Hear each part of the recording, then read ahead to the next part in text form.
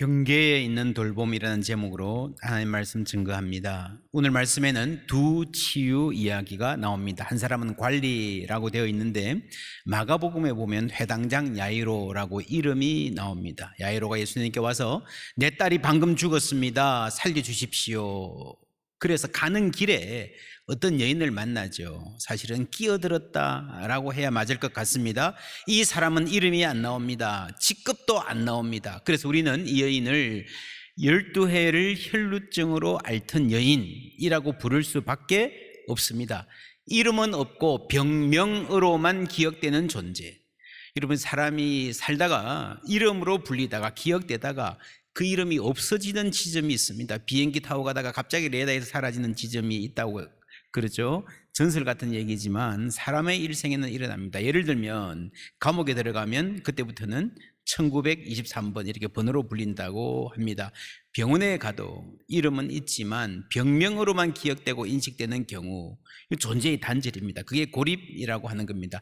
이 회당장의 딸은, 야이로의 딸은 아팠고 죽었지만 그래도 둘러서서 슬퍼해주는 사람이 있었습니다. 또 그를 위해서 예수님께 나와서 간청하는, 살리려고 노력하는 아빠가 있었습니다. 그런데 이 여인에게는 아무도 없습니다. 스스로 나와야 됩니다. 그런데 앞으로 나오지도 못하고요, 뒤로. 여러분, 혈루증은 계속 피를 흘리는 병이기 때문에 구약의 율법에 의하면, 그리고 당시 문화에 의하면요, 누군가에게 가까이 가는 것 자체가 폐가 되는 존재인 거예요. 의학적으로 격리되었을 뿐 아니라 사회적으로 고립되어 있는, 종교적으로 낙인 찍혀 있는 존재입니다. 사람들이 함께하기 싫어하는, 내가 여기 끼어들어도 될까? 굉장한 부담이죠. 그래서 예수님께 가까이 가는데 앞에 못 나서고 뒤로 갑니다. 여러분, 예수님께는요, 많은 사람들이 다가왔습니다. 어린 아이들까지 스스럼없이 와서 안겼습니다. 길가의 그린들도 소경들도 예수님 저 좀 도와주세요 라고 소리 질렀습니다. 그런데 이 여인은 말도 못하고 뒤로 와서 예수의 옷을 몰래 만집니다. 여러분, 병증으로 생각하면 소경이 심각해요? 혈루증이 심각해요? 여러분, 평생 앞을 못 보는 소경 가볍지 않을 겁니다. 그런데 소경은요, 사람들 사이에 섞여 있을 수 있습니다. 다가갈 수 있습니다. 나 힘들어요, 좀 도와주세요 라고 소리도 지를 수 있어요. 누군가 손을 붙잡고 인도해 주기도 합니다. 제가 이 여인이었다면 그 손잡고 누구 손잡고 가는 그 장면이 그렇게 부러웠을지도 모르겠어요. 이 여인은 만지면 큰일 납니다. 가까이 가지도 못합니다. 12년을 그렇게 살았습니다. 이 긴 기간 동안에 한 번도 다정한 말, 따스한 눈길을, 인간적인 대접을 받아본 적이 없습니다. 그런데 용기를 내어서 예수님께 나아갑니다. 얼마나 두려웠을까요? 옷을 만지는데요, 제대로 만진 게 아닙니다. 성경에 옷 가를 만졌다고 그러는데 이 옷은요, 우리 같은 이런 슈트가 아니고 그냥 큰 보자기, 사각형 보자기 같은 겁니다. 그 네 기퉁이 끝에 술이 달려있어요. 그걸 만진 겁니다. 사실은 정확히 말하면 옷을 만졌다기보다는 옷 끝에 달려있는 무엇을 살짝 겨우 만진 겁니다. 얼마나 두려웠으면 그랬겠습니까? 그럼에도 불구하고 예수님께 나아갔고 만졌다는 것은요, 얼마나 간절했으면 그렇겠습니까? 예수님이 네 믿음이 너를 구원하였다 하셨는데 어떤 믿음이었을까요? 우리가 믿음이라고 할 때에 두려움, 불안 하나 없이, 어색함, 위축됨 하나도 없이 당당하게 나서서 확신으로 꽉 차 있는 상태가 믿음이라 그런다면 이 여인은 아닌 것 같아요. 두려웠어요. 위축되었어요. 나 같은 것이 끼어들어도 될까 했습니다. 그 믿음이 그럴 때가 있습니다. 이런 어디 가서 와이파이 잡는데 이게 됐다 안 됐다 그러잖아요. 됐다 안 됐다, 있었다 없었다, 꺼졌다 하는 그런 믿음. 그래서 몰래 만진 거죠. 두려움이 있는 거죠. 옷 술을 만진 거죠. 이런 바른 지식과 교리, 빈틈없는 확신으로 무장한 믿음이라면 좋겠지만 그렇지 못할 때도 있습니다. 이 여인의 경우에는 사실은 그냥 간절함이에요. 간절함. 내가 너무 두렵고 자신 없지만, 믿습니다 하기도 힘들지만 너무 간절하는 거예요. 여러분 아십니까? 때로는 간절함이 믿음일 수 있습니다. 우리의 그냥 간절함이 제대로 믿지 못해도요, 그 간절함이 하나님을 향한다면 그게 믿음이 될 수 있는 거예요. 예수님 그러셨잖아요. 심령이 가난한 자는 복이 있나니 천국이 그들의 것이며 애통하는 자는 복이 있나니 그들이 위로를 받을 것이며. 하나님이 위로해 주시고 하나님이 천국을 주실 줄 믿습니다. 심령이 가난한 자, 여러분, 하나님이 필요하다는 거죠. 나는 어떻게 할 수 없다는 거죠. 이 가난한 마음이 믿음입니다. 예수님 그렇게 인정해 주신다는 거죠. 예수께서 돌이켜 그를 보시며 이르시되 따라 안심하라. 이 말이 먼저예요. 그 다음에 내 믿음이 너를 구원하였다. 치유와 구원은 그 다음에 옵니다. 환대죠, 환대. 여러분, 돌이켜 그를 보셨을 때에 이 여인이 얼마나 놀랐을까요? 어쩌면 살짝 만진 걸로 볼 때요, 그냥 안 들키고 그냥 지나갔으면 좋겠다, 능력만 가져갔으면 좋겠다 생각했을 거예요. 근데 관심이 오잖아요. 관심이 부담스럽습니다. 너무 위축되게 살았으니까. 그래서 아마 고개를 푹 숙였을지도 몰라요. 그런데 예수님이 부드러운 음성으로 따라 안심하라. 여러분, 이 이야기의 시작은 그렇습니다. 한 명의 딸 그리고 한 명의 병자. 근데 이 이야기가 진행되는 동안에요, 두 딸의 이야기가 됩니다. 야이로의 딸은 12살 되었다 했습니다. 여러분, 12살 된 아이가 부모 곁을 떠났다면 얼마나 많은 추억들이 아프게 쌓여 있겠습니까? 정말 생각할 때마다 가슴 미어지겠죠. 그 아기가 태어났을 때에, 방긋 웃을 때에, 처음으로 엄마 아빠라고 입 벌려 말했을 때에, 이제 조금 철을 알아서 아빠가 밖에 나갔다 오면 아빠 하고 달려와서 안기던 그때의 기쁨. 여러분, 어린 딸이 죽는다는 것은 그 10여 년의 세월 모든 장면들이 시리고 아픈 기억으로 돌아오는 경험일 거예요. 아름다워서 슬퍼서 아름다워. 근데 이 여인은요, 이 12년이라는 긴 세월이 그냥 통째로 어둠 속에 잠겨버립니다. 아름다운 슬픔, 그런 기억에 조각조차 없어요. 어느 날 어느 구석에서 잠들었다가 일어나지 못한다 해도 누구도 알아채 주는 사람이 없을 그런 삶이었습니다. 그런데 예수님은 이 여인을 바라보십니다. 딸이라 불러주십니다.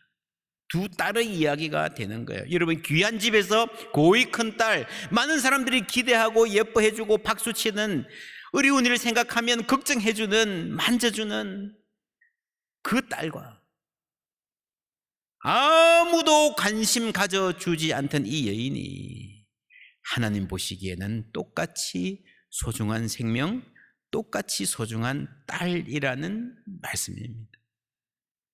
내가 연약할수록 더욱 귀히 여기사. 할렐루야. 여러분, 하나님은 모든 사람을 사랑하시지만요, 연약한 사람은 그 사랑을 더욱더 깊이 느낄 수 있습니다. 사람들이 가까이 하지 않는 세리와 죄인, 그 친구들, 그 집에 들어가서 식사하시고요, 친구가 되어 주셨습니다. 동네 사람들이 다 손가락질하는 여인이 다가와서 머리카락으로 발을 씻었을 때 그걸 허용하셨어요. 여러분, 이게 얼마나 위험한 짓입니까? 저 사람 이상한 사람이에요. 여러분, 오해받기 쉬운 자리잖아요. 사람들이 가까이 가지 않으려 하는 나병 환자에게 가까이 가셨고요, 손으로 만지기까지 하셨습니다. 하면 안 되는 일이에요. 오늘 이 말씀에도 야이로의 딸 그 시체를 손을 잡고 만드셨어요. 우리는 그냥 그런가 보다 하지만 유대인들로서는 상상도 못하는 일입니다. 산자와 죽은 자의 경계예요. 죽은 시체를 만지면 부정하게 되어서, 여러분 코로나 때 경험해 보셨잖아요. 격리돼야 됩니다. 이 모든 인간과 인간의 벽을 허무시는 게 하나님의 뜻입니다. 그래서 예수님은 경계에 서신 거예요. 그런데 우리의 삶의 경험은 이러한 경계들이 일거에 허물어지지 않고 온존하고 있는, 남아있는 상황을 봅니다. 그래서 우리는 그러나 아직 아니, 중간 시대를 살아가는 거예요. 여러분, 몇 주 전에 평등에 대한 말씀했던 거 기억하십니까? 성경은 평등한 사회를 지향해요. 하나님 나라가 온전히 임하면 모두가 평등하게 살 거예요. 그러나 이 땅에서는 끊임없는 불평등과 박탈과 차별이 있는 거예요. 우리가 어떻게 살아야 됩니까? 조금이라도 더 가진 사람이 덜 가진 사람을 배려할 수밖에 없습니다. 여러분, 혐오와 배제도 마찬가지예요. 고려대학교 보건과학대학 김성섭 교수가 쓴 아픔이 길이 되려면, 아주 유명한 책이기 때문에 많은 분들이 읽으셨을 거예요. 이 책을 보면 사람이 차별을 계속 받아오면요, 그 서름과 스트레스가 몸에 새겨진다는 거예요. 질병으로 나타난다는 거예요. 그래서 많은 사람들의 질병을 거슬러 올라가 보면 삶의 이야기가 있습니다. 그 차별의 역사가 있는 거예요. 이 배제의 역사가 있는 거예요. 물론 이 책에서 다양한 사회적 해법을 말하는데 모두가 동의할 수는 없는 부분이 있지만 이 책에서 말하는 이 고민의 자세는 우리가 배울 만합니다. 혐오와 배제의 비가 막 쏟아지는데 그 비를 폭우를 고스란히 다 막고 있는 불쌍한 사람들이 있잖아요. 우리가 힘을 합해서 그러지 마세요, 이분들 소외시키지 마세요 라고 말해야 되는데 그렇게 말하고 싶지만 내 힘은 부족하고 이 사회는 너무 완고하고 내 목소리는 너무 작아요. 혐오의 비는 계속해서 쏟아져요. 어떻게 해요? 우리가 당장 그 비를 멈추게 할 능력이 없다면 나에게 조그만 우산이라도 있다면 들고 나가서 함께 쓸 수 있지 않을까요? 비가 많이 내리면 내 옷도 젖잖아요. 나도 맞아요. 어쩌면 폭우가 심하게 쳐서 우산이 날아가 버릴 수도 있습니다. 그래서 함께 비를 맞아 주어야 할 때가 있다는 거예요. 예수님이 그러셨잖아요. 세리와 죄인의 친구다. 그 혐오의 비를 함께 맞으신 거예요. 왜 그런 사람 가까이 하냐? 그런 오해와 비난 들으셔야 했습니다. 나병 환자를 만져주고 시체까지 만지면서 살리셨어요. 여러분, 그렇게 예수님이 살다 보니까요, 그 혐오가, 그 오해가 쌓여서 그 의심들이 모여가지고 예수님을 향해서 혐오의 화살이 막 날아옵니다. 그때 제자들 중에 함께 했던 사람은 아무도 없고 모두 다 도망갔습니다. 모두 다 나는 저 사람 모른다 예수를 부인했습니다. 그게 십자가예요. 여러분, 예수님이 요구하신 사랑이 뭡니까? 뭐 특별한 걸 해달라는 게 아니에요. 내 옆에 있어달라는, 나와 함께 해달라는 겁니다. 예수님이 스스로 그 경계에, 위험한 경계에 서서 그 경계에 함께 있어달라고 하셨습니다. 오늘 이 말씀 보면 이는 제 마음에 그 겉옷만 만져도 구원을 받겠다 함이라. 예수께서 돌이켜 그를 보시며 이르시되 따라 안심하라. 환대가 먼저입니다. 이 경계에서 옷이 만져지는 부정한 세계와 깨끗한 세계가 만나는 그 지점에서 먼저 환대가 일어나요. 딸로 받아주시는 거죠. 내 믿음이 너를 구원하였다 해서 치유와 구원이 일어나는 것입니다. 이 경계에서 환대와 치유와 구원이 일어나는 것입니다. 구원이 뭡니까? 여러분, 이 여자가 구원받겠다라고 했을 때는요, 육체의 회복, 병의 회복입니다. 우리가 예수 믿고 천국 가는 것만 구원이 아니에요. 지난 시간에 말했습니다. 구원은 창조의 회복이에요. 그렇죠? 길을 잃은 우리가, 하나님과 원수된 우리가 하나님 자녀 되는 것, 구원받는 것, 지금 죽어도 천국 간다는 그 복음과 확신이 구원의 굉장히 중요한 핵심입니다. 그런데 그게 전부 다가 아니고 하나님의 보시기에 좋았더라. 그렇죠? 건강하고 행복하고 아름다운 삶이 회복되는 겁니다. 육체의 병만 회복되는 것이 아니라 마음의 병, 우리가 갖는 위축감, 열등감, 이런 것들이 다 회복되는 게 회복이고 구원이에요. 그리고 이 사회가 바로 되는 것, 사회적 소외가 이제 줄어드는 것, 그리고 그 구원을 위해서 만물을 다스리라, 만물을 잘 돌보라. 회복은 거기까지 함께 가는 거예요. 우리가 돌봄의 사명을 받는 것까지가 전부 다 하나님의 구원에 포함되는 것입니다. 여러분, 이 여인의 믿음이 어떤 믿음입니까? 내 믿음이 너를 구원했다 그랬는데요, 사실은요 대단한 믿음 아니에요. 우리 기준으로 생각하면요, 사실은 예수님 앞에 당당하게 나서지도 못했죠. 그냥 병 고치고 싶은 마음이 강했던 것 뿐인 것 같아요. 그리고 사실 오늘날 사람들의 기준으로 보면요, 약간 미신적인 면마저 있습니다. 그렇지 않습니까? 예수님 앞에 고백하고 회개하고 이것도 아니고 그냥 예수님도 모르게 살짝 옷이라도 만지면 그 옷에 뭐가 있지 않을까라고 하는 상당히 미신적인 믿음이에요. 그런데 예수님은 이 믿음을 보고 내 믿음이 너를 구원하였다. 이게 무슨 말입니까? 예수님께서 종려주일에 예루살렘에 입성하셨을 때에 아기들이 좋아가지고 호산나 호산나 찬양했습니다. 당시에 많이 배운 종교 지도자들은요 못마땅해 했어요. 저거 좀 스탑시키세요. 무슨 짓입니까? 그때 예수님이 하신 말씀 함께 읽습니다. 말하되 그들이 하는 말을 듣느냐? 예수께서 이르시되 그렇다. 어린아기와 젖먹이들의 입에서 나오는 찬미를 온전하게 하셨나이다 함을 너희가 읽어본 일이 없느냐 하시고. 어린아기와 젖먹이들의 입에서 나오는 찬미를 어떻게 하셨다고요? 온전하게 하셨다. 하나님 찬양으로 생각하면 너무도 부족한 찬양이에요. 요것밖에 안 돼요. 그러나 그 부족한 부분을 누가 채워주세요? 하나님이 채워주시는 거예요. 할렐루야. 어린아기와 젖먹이들의 입, 뭐라고 찬양하겠습니까? 그냥 옹알옹알 하는 거죠. 그것을 온전하게 하신 하나님이 다소 우리 믿음이 부족하더라도, 다소 우리 성경 지식이 부족하더라도, 다소 우리의 믿음이 어리석더라도, 심지어 약간 미신적인 데가 있더라도 하나님께서 온전하게 해 주실 것입니다. 그게 여러분 마음이 가난한 거예요. 내가 가지고 있는 것이 아니라 하나님 의지하는 마음. 나는 가난하고 나는 연약하니 나는 아프니 하나님 도와주세요. 아픔이 길이 된다라는 말을 풀었으면요, 아픔이 내 마음을 가난하게 하고, 그래서 내가 나 자신이 아니라 하나님 의지하게 되면 예수님 만나는 길이 되는 줄 믿습니다. 이 여인의 믿음은 처음에는요, 예수님의 능력, 옷자락이라도 만지면 낫겠지 하는 그 능력에 초점을 맞추었습니다. 근데 여러분, 시간이 지나면서 예수님을 만나면서요, 예수님의 능력이 아니라 예수님의 사랑을 만나게 됩니다. 하나님의 약하심에 있잖아요.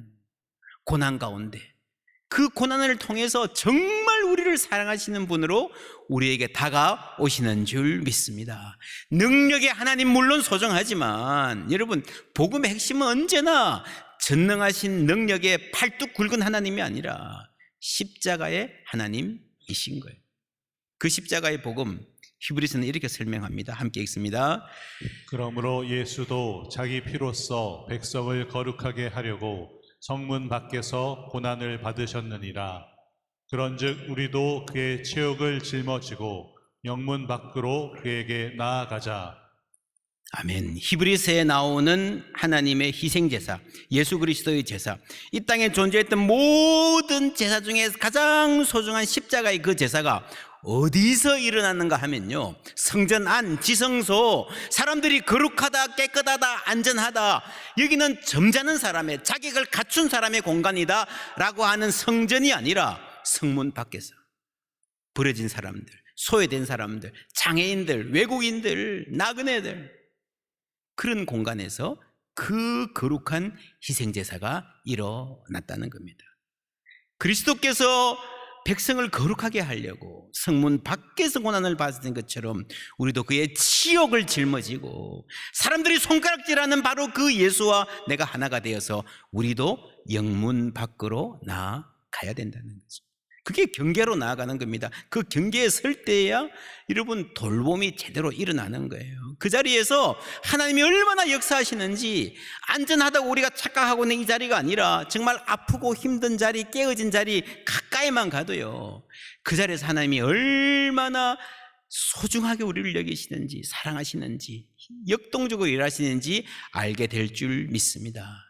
가서 뭐 하냐? 나는 예수님처럼 십자가 지고 내 모든 걸 희생할 수 자격이 준비가 안 돼 있습니다. 좋습니다. 마태복음 5장 47절에 보면요, 또 너희가 너희 형제에게만 무난하면 남보다 더하는 것이 무엇이냐?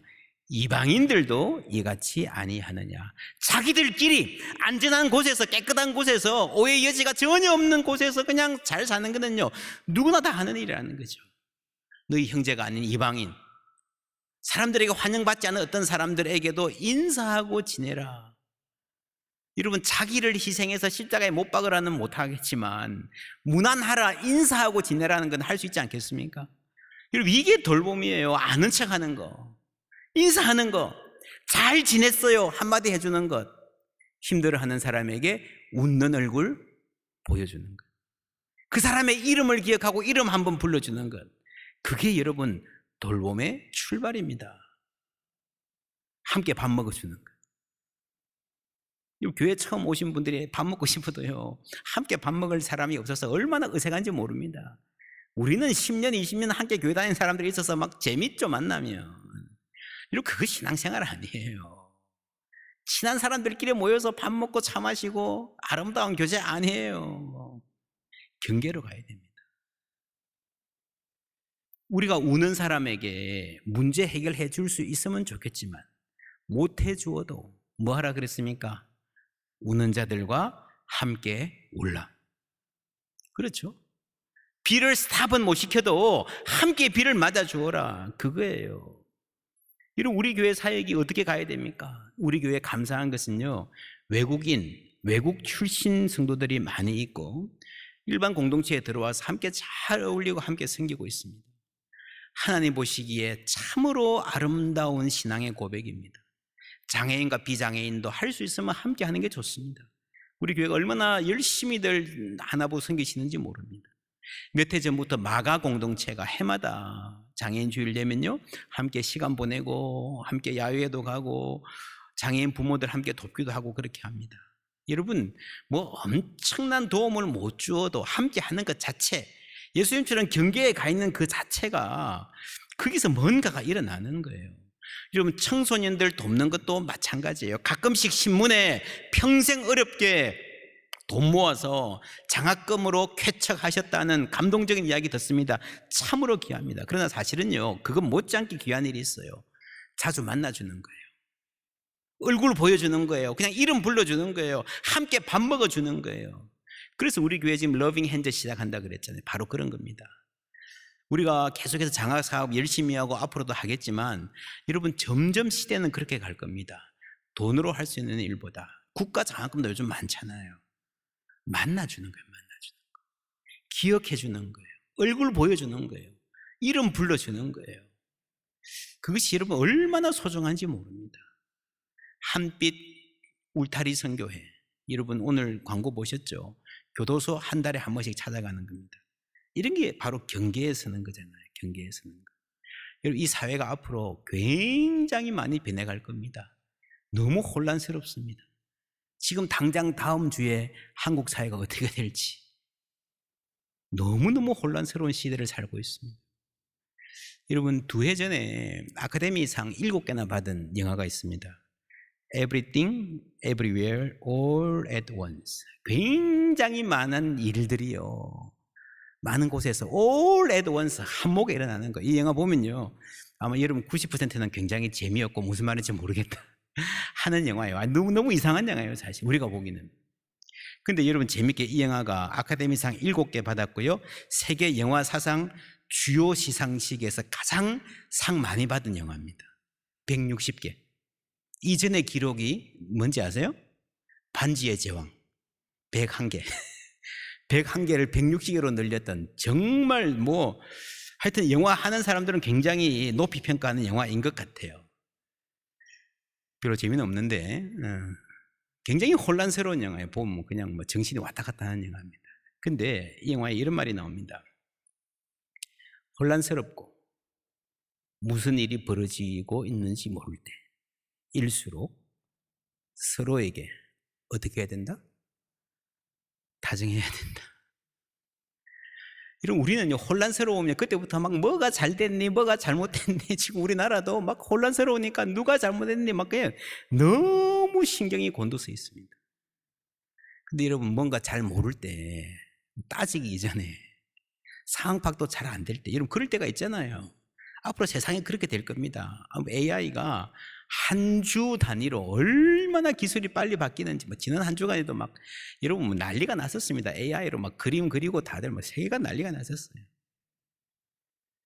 한국의 정치와 경제가 얼마나 불안하고 혼란스럽습니까? 우리가 이제 어떻게 될지 다 예측할 수도 없고 파악할 수도 없습니다. 그럴 때일수록 뭐 해야 된다고요? 서로에게 다정해야 된다. 이런 그런 나라는 살아남을 거예요. 우리 가정도 마찬가지입니다. 이거 어떻게 해야 되지? 혼란스러울 때 있잖아요. 막막할 때 있잖아요. 그럴 때 어떻게 하라고요? 서로 다정해야 된다. 이런 잊지 마십시오. 가정에 어려움이 닥칠수록 다 힘들거든요. 다 불안하거든요. 다 죽고 싶거든요.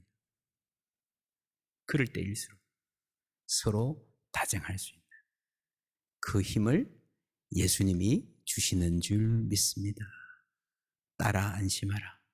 그 음성 오늘 주님께서 우리에게 우리 마음 깊이 들려주시기를 주님의 이름으로 축원합니다.